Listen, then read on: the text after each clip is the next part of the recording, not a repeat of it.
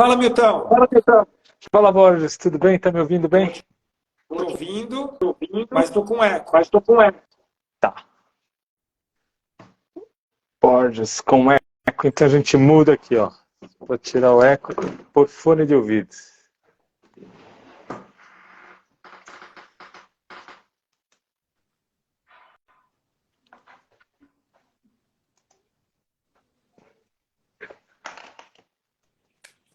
Enquanto o Milton está Enquanto o ali, Pedrão Bia, tá pode me mandar ali, pode me mensagem, a mandar gente mensagem, conversa, tá? tá? Pode me mandar Pode me mensagem mandar inbox e mensagem, eu igual te se eu passo as informações como as funciona. coisas.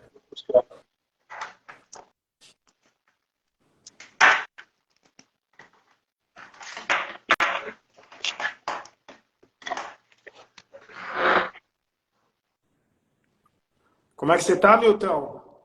Tudo bem, Borges? Tudo ótimo, melhor agora. Tudo ótimo. Eu tô escrevendo um negócio sobre Amrita. Daí o desenvolvimento do termo Amrita e como que ele se modificou, vindo desde os primórdios, passando pela mitologia, desde a utilização do soma e associação com a lua, da transformação nos mitos da lua, até a utilização no yoga medieval, no Hatha Yoga, como um fluxo de energia. Então eu estava tirando uma dúvida, estava aqui com Shiva Purana, estava procurando um mito, mas eu não estou conseguindo achar. Tô batendo cabeça aqui a manhã inteira. Mas você está escrevendo isso para alguma coisa? É, é um trechinho a mais que eu vou acrescentar no livro de Pranayama. Ah, Está pronto, mas estava faltando isso daí. Ele já está é, eu, sendo diagramado já, né? eu Já está lembrei agora, a diagramando. foto eu não te mandei, né? Não me mandou. Mas acho que você vai me encontrar na próxima. Se você puder mandar pelo Drive, Eu vou pedir para pelo a Fabi fazer isso. porque o do WhatsApp ele vem muito Ou se comprimido, né? me Vem com uma manda. má qualidade. Você não quer me manda o drive que você quer, Aham. o endereço, e aí eu coloco lá, Tá bom, tá? combinado, eu mando hoje.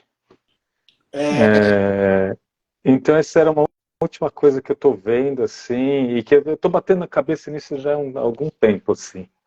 E já virei o Shiva Purana de cabo a rabo, estou com o Linga Purana aqui do lado, porque a lenda que eu quero, ela está num resumo do Shiva Purana, que é um resumo da Diamond Books, do autor chamado Chaturvedi, B.K. Chaturvedi. E daí há uma lenda que fala da presença da lua na cabeça de Shiva. Que Shiva, depois que perdeu a esposa, chamada Sati, ele entrou num luto, né? aham. E por causa desse luto, tudo por onde ele passava pegava fogo, era destruído. Então os deuses, para atenuarem o luto de Shiva, deram a ele a lua em forma de crescente para ele pôr na cabeça, porque o fluxo fresco da lua refrescava Shiva durante o luto dele. Essa lenda que tem esse resumo, e eu estou procurando no Shiva Purana e não acho. Raiz de onde o cara tirou isso, então. Que às vezes é assim, né? Você escuta uma coisa aqui, outra colar, você vai no texto original, você não consegue achar. Mas como são muitos Puranas, às vezes não está nesse. Mas como esse é uma síntese do Shiva Purana, tinha que estar no Shiva Purana e não no Skanda Purana, entendeu? Então eu tô nessa aqui de manhã. Também eu conversei com a Mônica Santana, Ela da acabou de Inner falar aqui que a escola de BH dela nos anos 80 chamava Rita. Amrita. Amrita. É, então estava pesquisando isso, daí conversei com a Mônica agora há pouco e estamos aqui. Continuei batendo a cabeça aqui, estamos aqui. Daí, aproveitei e estava lendo a lenda associada aos 12 Jyotirlingas. Uma das lendas associadas a Amrita é isso, né? Que Shiva deu uma bênção à Lua, porque a Lua tinha sido amaldiçoada pelo seu cunhado. Porque o cunhado da Lua também foi cunhado de Shiva. Porque um dos filhos de Brahma, chamado Daksha. E Daksha teve muitas filhas, sendo que 27 filhas foi dado em casamento ao deus da lua. E o deus da lua, ele era apaixonado por uma das filhas, chamada Rohini, mas não queria saber das outras, né?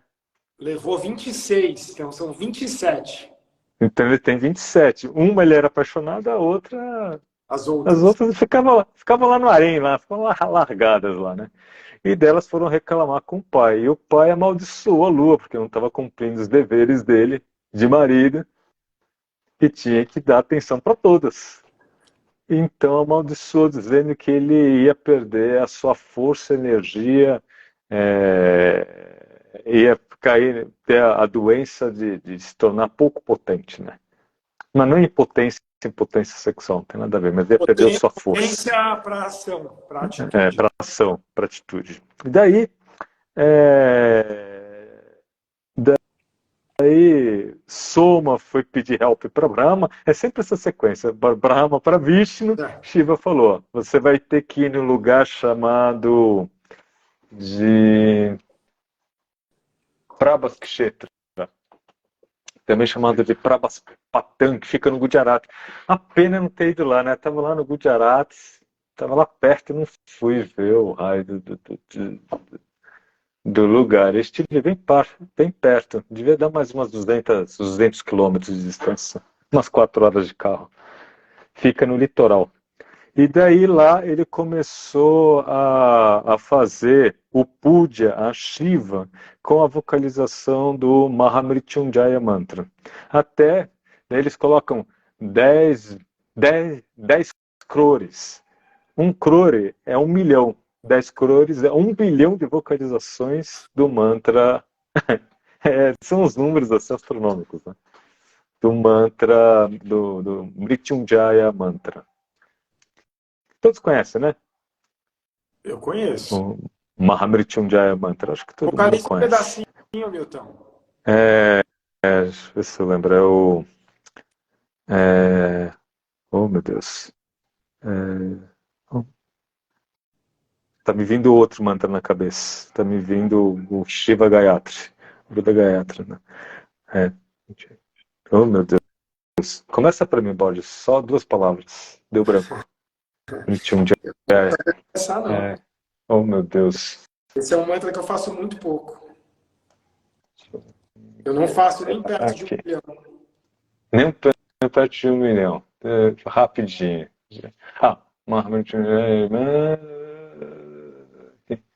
Om Triambakam Yajamahe Sukhanjim Pushtivardhanam Urvarukaiva Bandhanam Mrityor Moksha Amritat. Om Triambakam Yajamahe Sukhanjim Pushtivardhanam Urvarukaiva Bandhanam Mrityor Moksha Amritat. Então, dá até eu acho que faz tanto esse mantra, até Shiva ficar surdo, de saco cheio, entendeu? Aparecer. Tá, meu filho, o que você quer aí comigo? Daí a lua falou do que estava acontecendo, daí ele falou assim, olha, na primeira quinzena do mês, você vai perder sua força. Na próxima quinzena, você ganha sua força. Até que nos dias restantes, você vai estar pleno. E daí no próximo mês, novamente. Então, isso explica a mudança da lua, né? De lua nova para lua cheia e retorno para lua nova novamente. E uma das explicações do porquê Shiva tem a lua como crescente é justamente porque Shiva salvou a lua de desaparecer, né? Da perda de todo o seu poder. Então seria uma das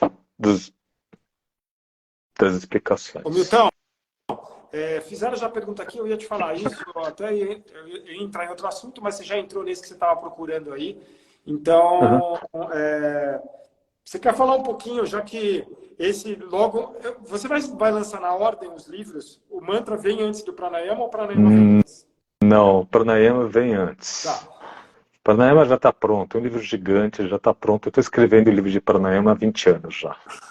Então, o de pranayama, você vai falar, pelo que eu estou vendo, você vai falar de Amrita, obviamente. Sim, sim, E você quer falar um pouquinho do que é Amrita para as pessoas, a luminosidade prateada como uma sim. contraforma de Amrita, por aí vai? Sim, sim, sim, posso falar sim. Bem, a Amrita aparece inicialmente, então você tem que primeiro imaginar como é que é o pensamento, o pensamento do ser humano, ele vem se transformando ao longo do tempo. Então, quando você entra no período paleolítico para o neolítico, você tem um pensamento arcaico mágico, né? Então você olha as estruturas naturais com deslumbramento, né? Porque você olha as coisas acontecendo, mas não tem a mínima explicação do porquê aquilo acontece. Então é como se aquilo fosse o próprio corpo do divino, né? Como se aquilo fosse algo mágico que vai se sucedendo. E como criança, né? Eu lembro quando eu era criança, eu acreditava que se eu fizesse uma coisa de um determinado jeito, por exemplo, ia bem na prova sem ter estudado, entendeu? Então esse é o pensamento mágico. Esse é o tipo de pensamento mágico. E a composição dos Vedas, ele tem muito desse pensamento mágico. Então, as divindades, as divindades são os elementos da natureza. Então você tem Vayu, que é o ar, Agni, que é o fogo, você tem Soma, que é a lua, você tem Surya, que é o sol. Então você tem os elementos da natureza sendo transformados em entidades. E essas entidades podem ser aí ativadas ou apaziguadas ou levadas a fazer alguma coisa em seu favor. Então, no Rig Veda, muitos dos hinos são hinos que foram escritos possivelmente em forma de verso e possivelmente com a cabeça muito doida, né? Porque além disso eles tomavam uma beberagem, que é justamente chamada soma, e essa beberagem deixava os caras fora do ar, né? Então, não só já existiam as práticas de meditação, como você tem as citações, como já existia mantras, que é o caso, por exemplo, do Gayatri Veda, do Gayatri Mantra, que está no Rig Veda, como do próprio Shiva Mrityunjaya Mantra, que eu acabei de vocalizar, que está no Rig Veda também. O 75912. 75912.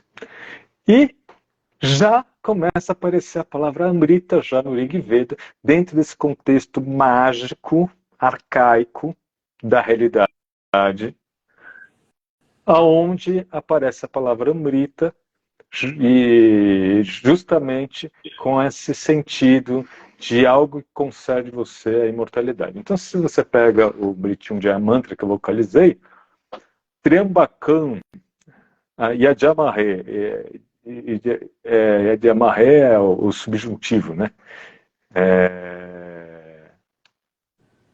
E quer dizer, de Yaja, é de Yagna, de Yajamahe, aquele que tem três olhos.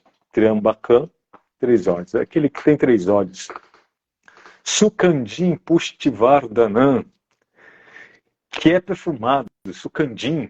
Sukandin é o acusativo. Então, é aquele, ele, aquele que é o quê? Sukandin, perfumado. É aquele que faz o quê?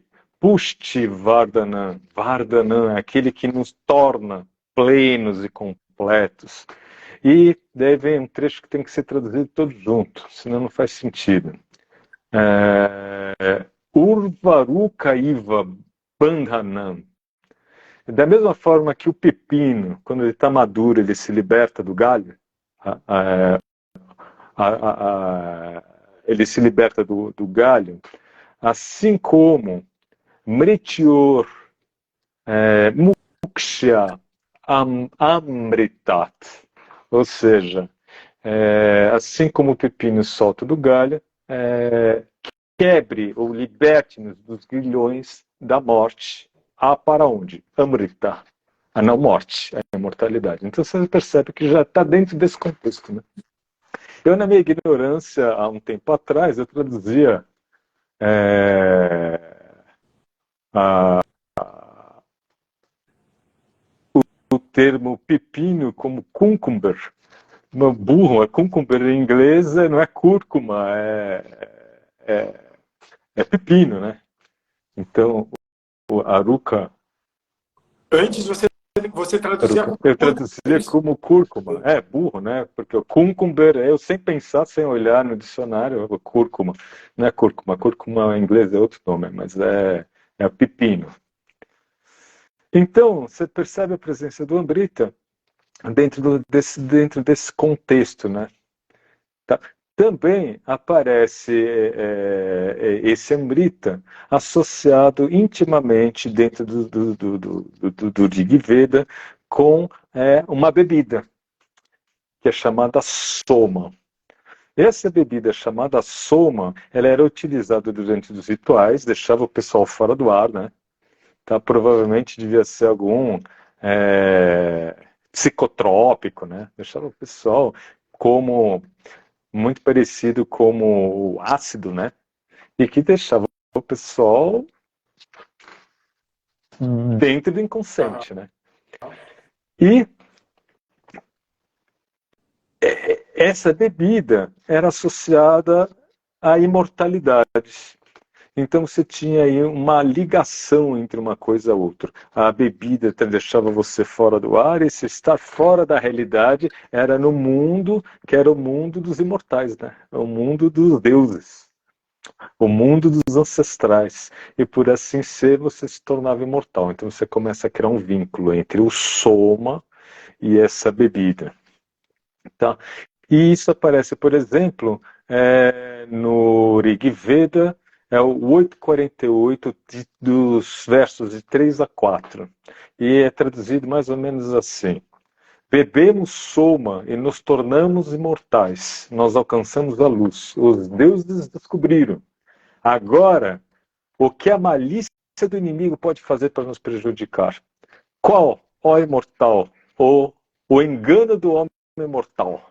Absorvido no coração, seja doce, ó indo, como pai bondoso para seu filho, ó soma, sábio amigo para amigo. Tu, grande governante, ó soma, prolonga nossos dias de vida. Ou seja, a bebida torna-se a bebida que nos faz mergulhar no mundo dos deuses e, portanto, nos tornar imortais. Ao se tornar imortais, o que o inimigo pode fazer com a gente? Pode fazer nada.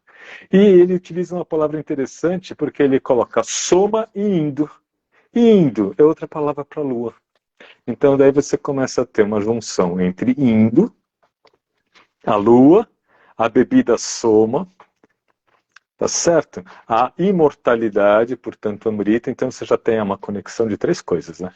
Fundidas aí. Ó. Então você começa a ter, a partir daqui, a junção entre a bebida, a junção entre a ideia de imortalidade, a junção da Lua. E a Lua, o que ela tem a ver com a vida? Porque imagina esse povo ainda primitivo, aí, mal saindo do Paleolítico, percebendo que toda vez que eles acordavam, todas as plantas estavam encharcadas de água, né? E então eles acreditavam que esse sereno que Sereno. acontecia, ele provia justamente dos raios da lua. Então a lua ela é responsável por trazer a água. A lua era responsável por trazer a água, por trazer a vida, por trazer a chuva, por modificar as marés, por modificar a fertilidade das mulheres, porque eles não eram idiotas, né? Eles percebiam que tinha um vínculo entre a posição da Lua, o movimento da Lua e a fertilidade da mulher. O tempo fértil da mulher, de 28 dias, era semelhante aos 28 dias da Lua. São coisas que essas pessoas começam a perceber, né? Tinha muito tempo disponível para ficar ocioso, ou se não estavam reproduzindo, estavam olhando a natureza, né? Então, prestavam atenção. E E nesse pensamento mágico, eles começam a associar tudo isso. Tá, mas que raios é o soma? Olha, cara, ninguém sabe o que é o raio desse soma. Raio desse soma. Que planta que era essa? Se era uma planta, se eram muitas plantas, por exemplo, David Fraulein, ele costuma dizer que não era uma planta, mas que existiam várias plantas cuja essência ou seu pólen podia ser utilizada como alucinógenos, né? Eu já ouvi algumas pessoas falando que o ayahuasca seria uma alternativa. Uma alternativa, uma planta sômica, se é que eu posso usar esse adjetivo.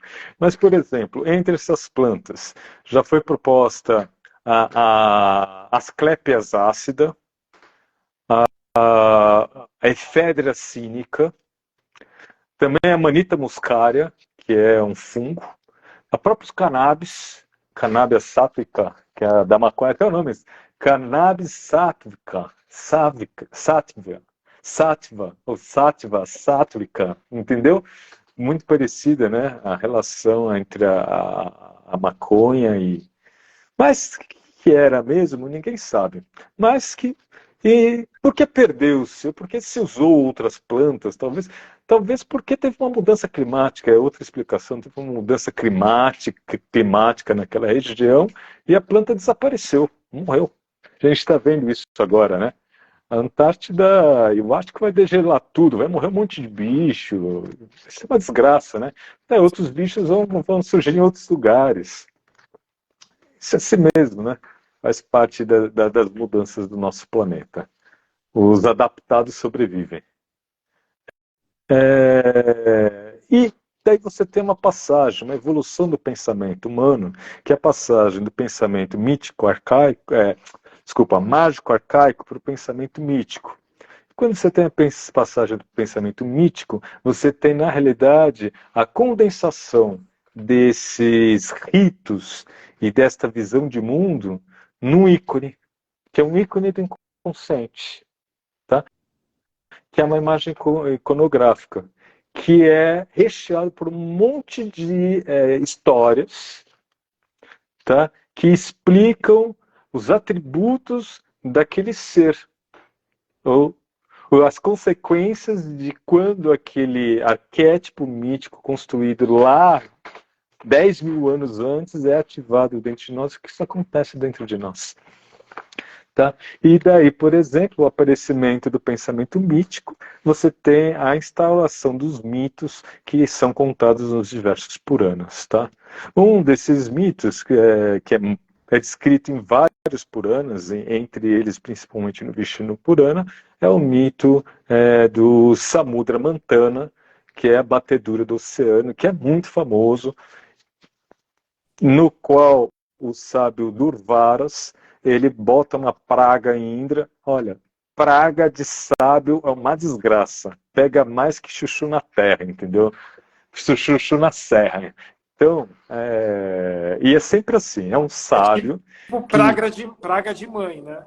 Praga de mãe, cara. Pior do que praga de mãe. Você sabe, te joga uma praga, aquilo vai cair, né? Então, o que acontece? O tal do Durvaras jogou uma praga em Indra, e nessa praga Indra ia perder sua força, seu poder, ia ser suplantado pelos demônios, ia perder seu reino e estava tudo desgraçado. Então, mesma coisa. Indra vai a Brahma, Brahma não resolve, pede auxílio a Vishnu, e Vishnu fala que para que ele resolva essa situação seria importante que ele bebesse o Amrita, que é o néctar da imortalidade. E de onde vinha o raio do Amrita? Vinha do oceano. Que oceano? Do espaço, do tempo existente, do grande oceano do espaço e do tempo. E para isso, esse oceano teria que ser batido, igual você bate leite para tirar manteiga, tirar iogurte, para talhar, para fazer os laticínios, né? Os derivados lácteos. Então, daí Vishnu se transforma na imensa tartaruga, a primeira encarnação de Vishnu, Kurma, mergulha nesse oceano, pega o Monte Mandara, vira de cabeça para baixo, apoia na tartaruga, pega a serpente de Shiva, o rei das serpentes Vasuki, enrola em torno do pilão, né, e começa a bater o negócio. Como? Deuses de um lado, e os deuses aliciaram os demônios para trabalhar a seu favor. Os deuses são tudo pilantra, tá? Deuses do hinduísmo é uma desgraça, os bichos são pilantras. Sempre são super enrolões, assim, os caras são da pá virada. Você vai entender por quê.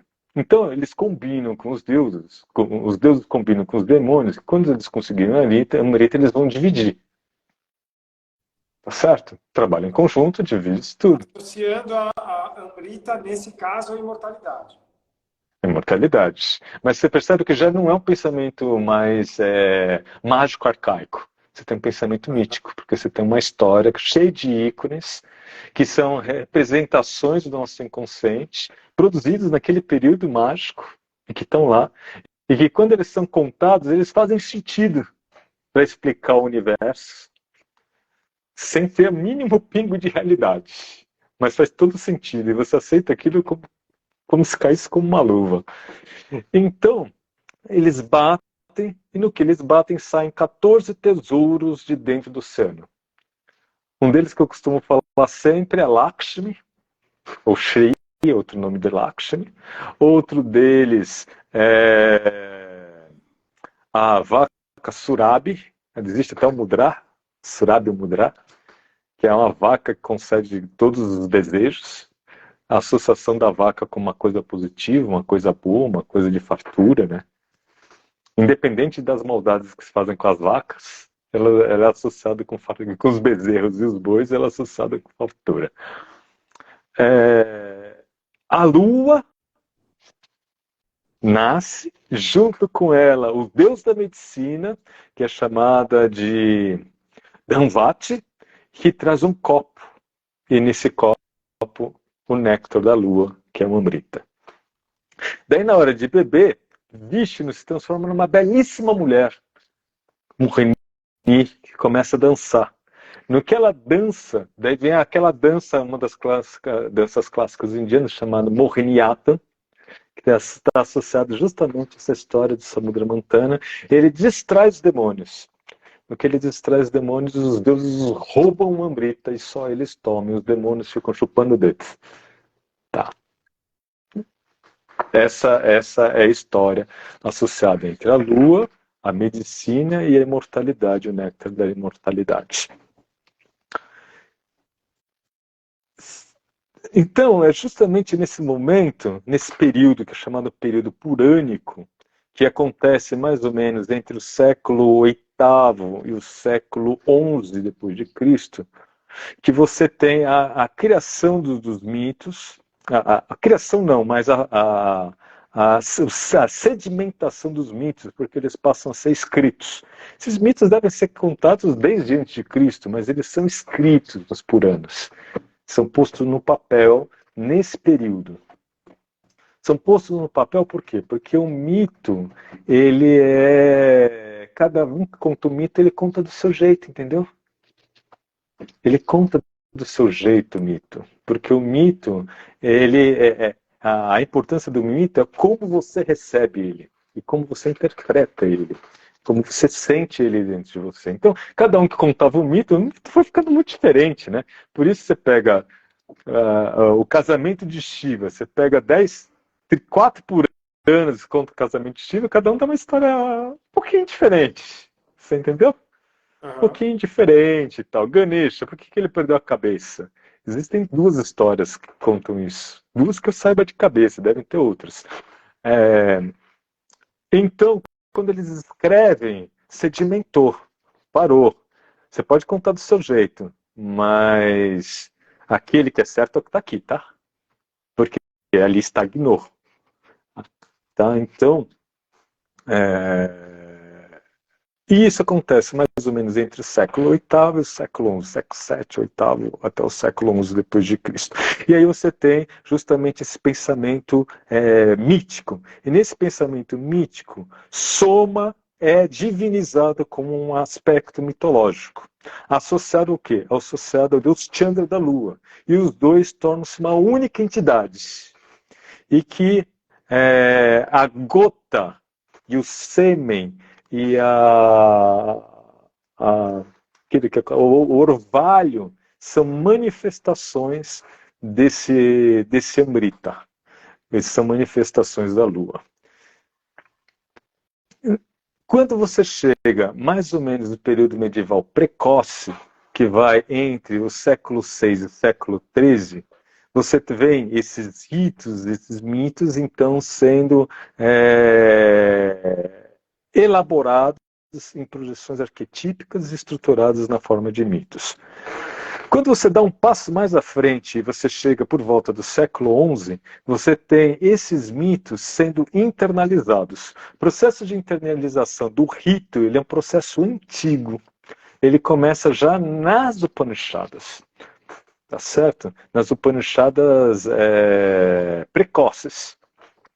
Mas ele, quando você chega no aparecimento das Yoga Upanishadas, aí entre o século VII e o século XIII depois de Cristo, que é justamente esse século que eu estou colocando aqui, você tem não só a internalização do rito, mas você tem a internalização dos mitos. Esse mito que era a lua, por exemplo, o Samudra Mantana, Kurma, tartaruga, ele se transforma num canal, tá?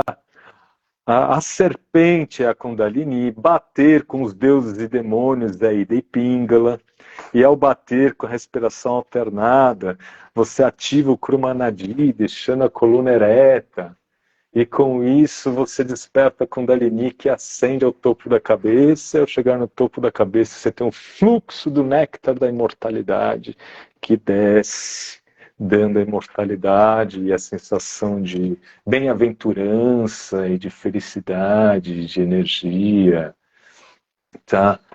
É, e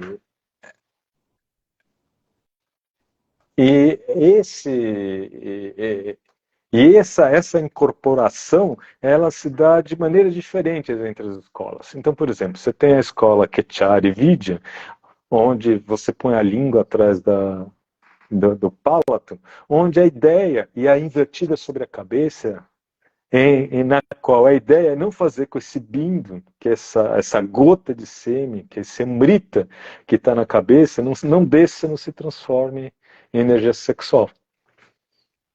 Que isso seria igual à imortalidade. Com a energia sexual tem um tesão, com tesão tem orgasmo, e com orgasmo você tem um desperdício de energia.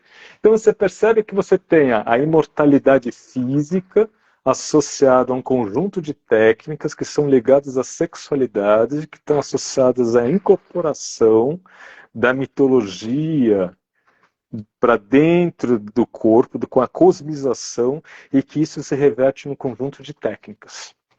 Tá? Existe uma outra escola que fala que não é bem assim, que é o contrário. Você tem que fazer com que a Kundalini suba, que a quantidade de Amrita é infinita, e assim que ela atinge a cabeça, a Amrita, ela flui em direção ao corpo. Quem que está certo e quem que está errado? Os dois estão certos. As duas possibilidades, elas existem, e os efeitos das duas são interessantes. E, inclusive, no caso, trazendo isso para a prática, então, numa mentalização, eu poderia fazer a mentalização de ambas. De ambas. A mentalização de ambas.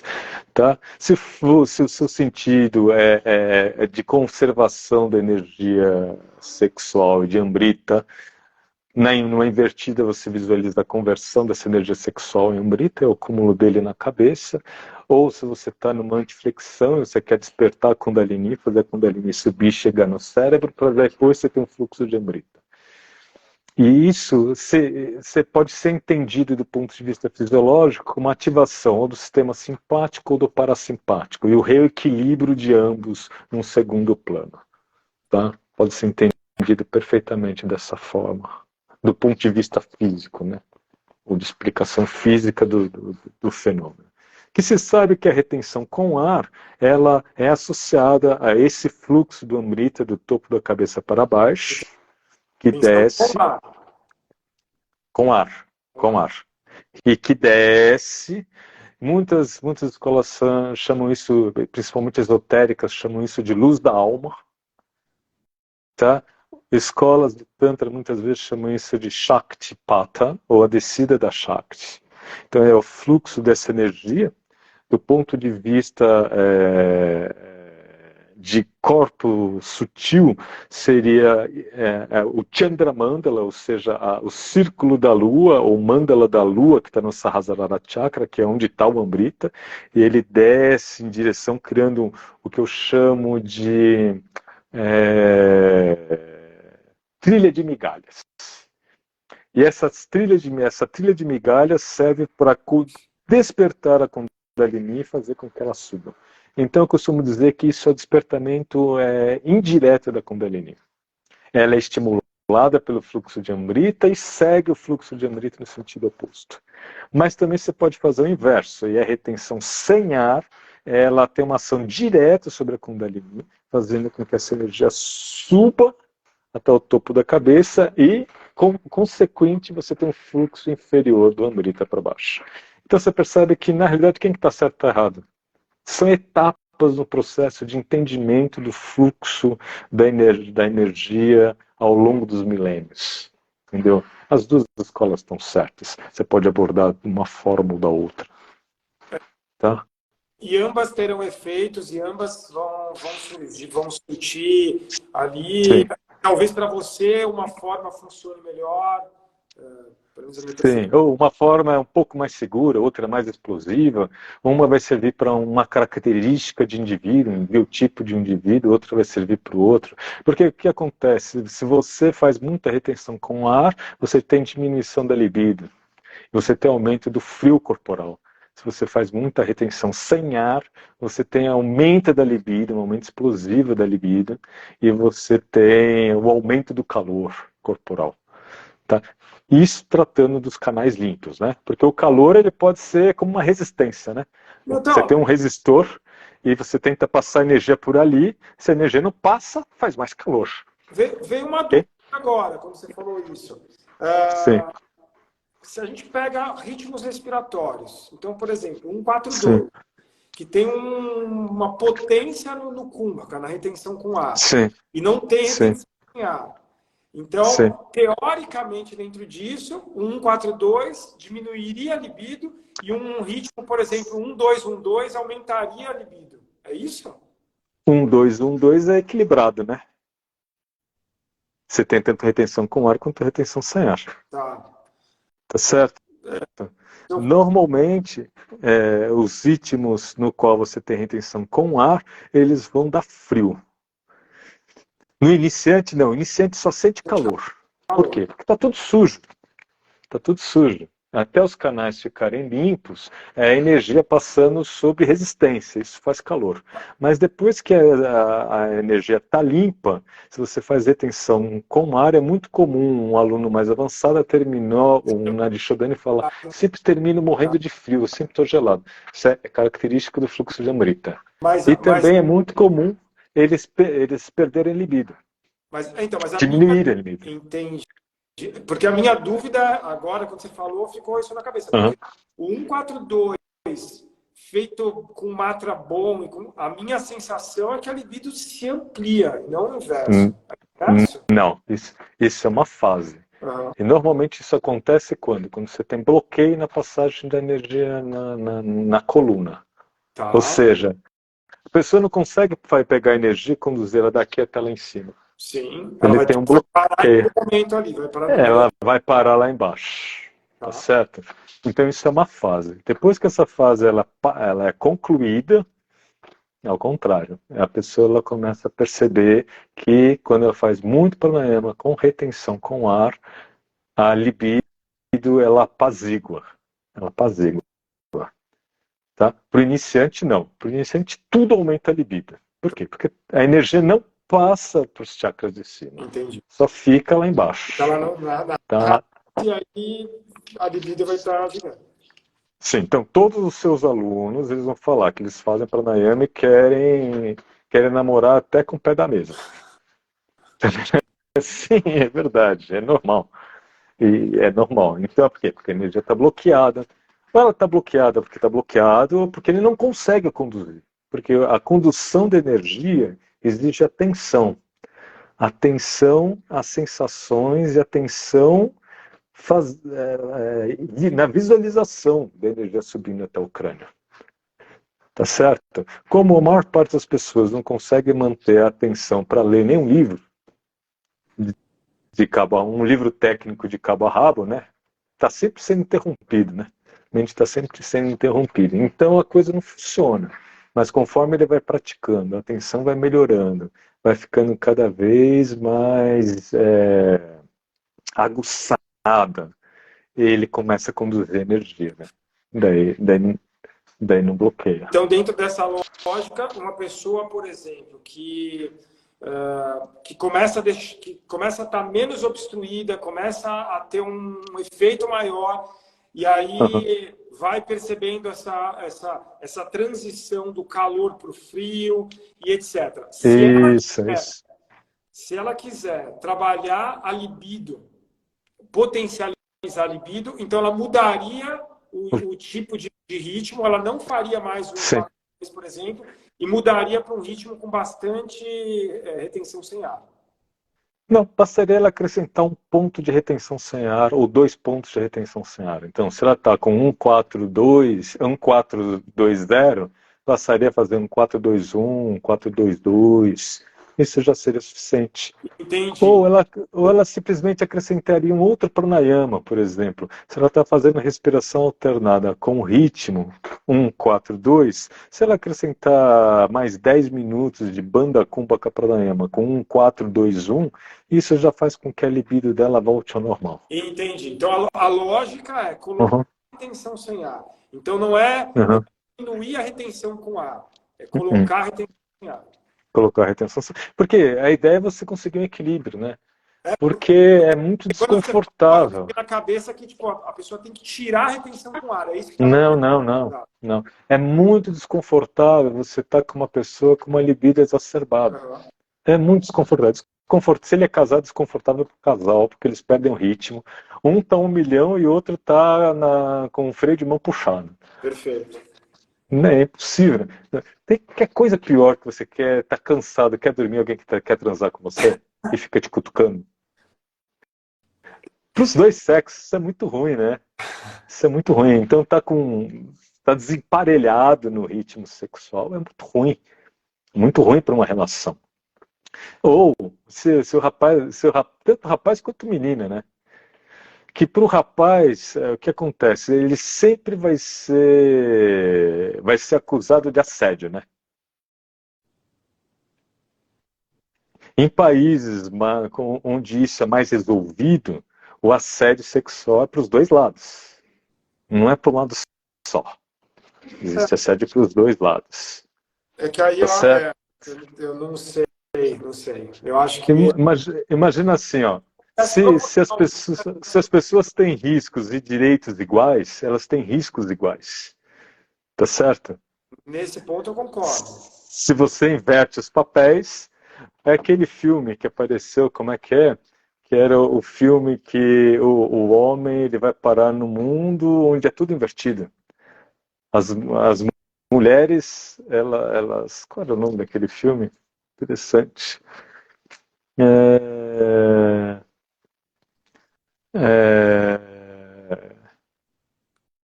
Bem, forever. Mas o lugar onde ele vai, os homens, eles são sexo frágil, eles são reprimidos, eles são sempre em segundo lugar. Pega o papel masculino e feminino e inverte. Tá certo? Até teve minha esposa, às vezes, segue uma moça, eu não sei o nome, onde ela fala como se ela estivesse falando invertido dos homens, né? Eu também não sei o nome, mas já vi várias vezes, Sim. Que eu acho incrível, era incrível. É tão incrível e tão ruim quanto. Eu acho incrível, né, Milton? É incrível, porque a gente está no contexto. Ela tá colocando a coisa como uma forma, não de protesto, mas uma forma de colocar o que está acontecendo no mundo na cara das pessoas. Isso. Tá? Mas o que eu espero? Eu espero que exista um mundo onde isso não exista, não seja necessário. Não, seria lindo. Porque existe uma igualdade e um respeito mútuo. E homem e mulher, eles são parceiros numa jornada. Concordo em gênero, número e grau, mas não é a realidade. Então, por isso que não é a realidade. Mas, como é o que eu estava falando, em países onde isso acontece menos, o assédio sexual ele acontece para os dois lados. Tá certo? Para os dois lados. A lei de assédio sexual funciona tanto para o homem quanto para a mulher. E isso é mais, não que não tenha no nosso país também, mas isso é mais marcado. Você às vezes vê em filmes específicos isso sendo marcado. Isso é dos dois lados. No nosso país, no país latino, isso é ao contrário, né? Esse trabalho dessa moça, ele é muito bem feito, tá? Mas eu entrei nisso por quê? Eu entrei nisso por quê? Porque uma pessoa com libido exacerbada, ela torna-se desagradável, tanto para o homem quanto para a mulher. Imagina, você tá bem, tem o seu parceiro, não tá com um relacionamento, por exemplo, um relacionamento monogâmico, não quer ter outras parceiras e fica alguém em cima de você jogando charme o tempo todo. É desagradável. A pessoa quer ficar com você e fica jogando indireta. É desagradável. Ao contrário, você é uma menina, quer ser só amiga da pessoa e a pessoa quer te levar para a cama e fica também fazendo charme, fazendo coisas com essa função também. Tão desagradável quanto. Tá? Então, normalmente, uma pessoa que está com muita libido, às vezes ela erra na mão, né? Ela põe a mão pesado demais. Por quê? Porque é hormonal, né? Aquilo bate na cabeça e tira a pessoa fora do ar. E fora da lógica. Não é, isso que eu estou falando não é, como eu quero dizer, uma maneira de aliviar a mão sobre essa pessoa. Tá? Mas acontece. Mas A Carolina acontece. mandou aqui um filme, tá? Vê se é esse daqui, ó. Eu É não esse sou mesmo, é homem. esse mesmo. É esse mesmo, eu não sou um homem fácil. Exatamente, é esse mesmo. Exatamente, é esse mesmo. Agora, com relação a relações monogâmicas, pologâmicas, homossexuais ou não, cara, acho que ninguém tem nada a ver com as opções dos outros. Sei lá, não é tanta conta, né? Se a pessoa gosta de menino com menina, menina com menino, de muitos ou de poucos, você tem que estar feliz com você, né? O que serve para você? Se Eu acho serve que, para você isso daqui tá bom. acho que A dos outros nada tudo dessa conta. na Não tem nada vida a ver é com isso. buscar felicidade e prazer. Tudo. Começa pela, Né? no nosso caso, a prática, relacionamento, trabalho. Isso é muito epicurista, né? É Sim. muito epicurista, né? De Epicuro. Porque, na realidade, a ideia é para você, no seu momento de vida, o que está casando com você e que lhe faz feliz. Porque se você adotar uma opção, que é uma opção que não casa para você, mas você acha aquilo bonito, lindo, incrível e você quer, não vai dar certo. Você vai se sentir diminuído, sozinho, colocado em segundo termo, não vai dar certo. Então você tem que ter muita clareza e muito autoestudo e saber quem você é e se aquilo realmente serve para você ou não. Eu sinto que para essa juventude que está surgindo agora, né, dos meus filhos, por exemplo, cara, eles têm uma cabeça muito boa, né? Eles Por têm um uma lado, cabeça muito tem, acho que nesse boa. quesito que você está falando, tem. Mas tem outros É, que não tanto. bem, não sei, a experiência que eu tenho é que essa geração ela já nasceu mais desoprimida, né? Eu acho que Desarrolhada. sim. Eu acho que Desarrolhada. eles estão mais. É uma geração que tem uma preocupação maior com coisas que a geração anterior não tinha, que a nossa Não geração. tinha. Sim, porque essas questões de casamento monogâmico, poligâmico, de trisal, quadrisal, de homossexualidade são questões, e sexualidade são questões mais resolvidas na cabecinha deles. Ah, São questões muito mais. São questões que a minha, ou talvez a dos milênios, teve que lidar. Essa geração que ela vem, ela já aceita isso. Ela tem outras questões e que eles têm que resolver. eu falei, Eles têm outras esse questões. tá lindo. Mas essas questões elas sexuais são tanto que elas são resolvidas que não existe tensão, né? Não existe aquela tensão sexual que eu via na minha geração e que eu via na geração dos meus avós, dos meus pais. Os meus pais, então, uma geração reprimida, né? Total. Totalmente reprimida. Então, aquela sexualidade era assim, porque era proibido, né? Então, com a invenção da pílula, a liberação sexual, isso veio sendo resolvido e a gente está entrando no período, essa próxima geração vai ter uma sexualidade mais livre, mais madura. Uma coisa boa. Então, eu vou te fazer uma pergunta. Eu acho que nem sei se dá para a gente falar disso agora, está terminando a live, mas era até o assunto, mas a gente entrou no Amrita e ficou no Amrita. Eu escutei, eu sempre tive a concepção, sempre aprendi de uma forma que os sonhos são coisas interessantes, principalmente quando nós lembramos dos nossos sonhos. Isso seria algo positivo. O que você concorda com isso que eu falei agora ou não? Não. Não necessariamente concordo que os sonhos são positivos. Tá. Mesmo os pesadelos que são horrorosos, eles podem ser positivos. Isso. Por quê? Porque eles são uma via de liberação de pressão do inconsciente. Perfeito. Sonhos que eu estou falando, são eles positivos ou negativos, que era bom. Eu, pelo menos, sempre aprendi isso. Era bom nós termos sonhos e que, ao mesmo tempo, era bom nós lembrarmos deles. Eu sempre aprendi. Agora, lembrar do sonho, ele é fundamental porque ele nos permite um conhecimento daquilo que está acontecendo. Ou seja, uma conscientização dos processos inconscientes.